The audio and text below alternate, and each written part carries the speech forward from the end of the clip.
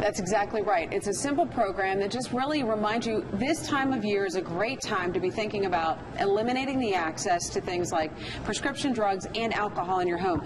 Talking to Jan Blunt from Buncombe County Schools and Lieutenant Randy Sorrells from the Buncombe County Sheriff's Office, and you brought up something really interesting, Lieutenant. When it comes to the numbers for the kids in our area, what was the survey results recently? Victoria, the survey we had shows that most kids who try alcohol start between 11 and 13 years of age. So that's a very young number. That's much younger than what we would normally expect.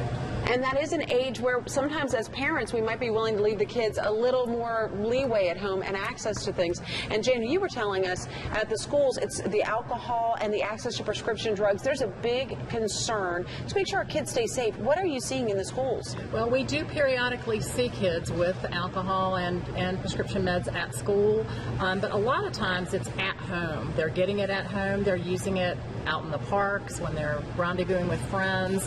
So we need to be aware, and again, like Officer Sorrell said, it's the middle school kids that are starting this. Escalates going on into high school, but we can't overlook both the age and the fact that this is not just bad kids. This is your good kids. Some of your smart kids are quite smart about how they can get into your medicine cabinet and your liquor cabinet, which is why we want to lock up your liquor at the same time as we do drop off the drugs. Now, there's a little bit we need to remember when we're dropping off the drugs. Can you tell me or explain, just walk us through what we need to do when we get one of these bags from Ingles? We have to ask for them when we check out at the Ingles stores, go home and check the cabinet, and then what do we do? You're going to get your bag, and inside the bag is going to be an instruction sheet that tells you how to package it properly.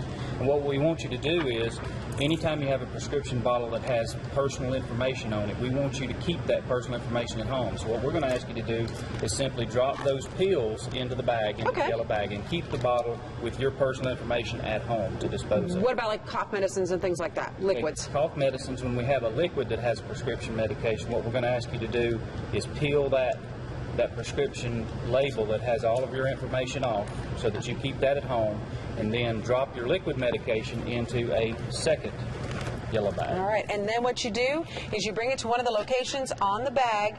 You, as the adult, bring it to one of the schools that are participating Friday, June 1st, last day of school, between 7 a.m. and 1 p.m. You take it in. There will be a resource officer there to collect this information, and you don't even have to tell them anything more than, here's the bag with the medications. And then they're out of the reach of the kids, and summer becomes just a little bit safer for all of the families that are getting ready to enjoy the time off from school. Reporting live in Asheville, Victoria Duff on News 13.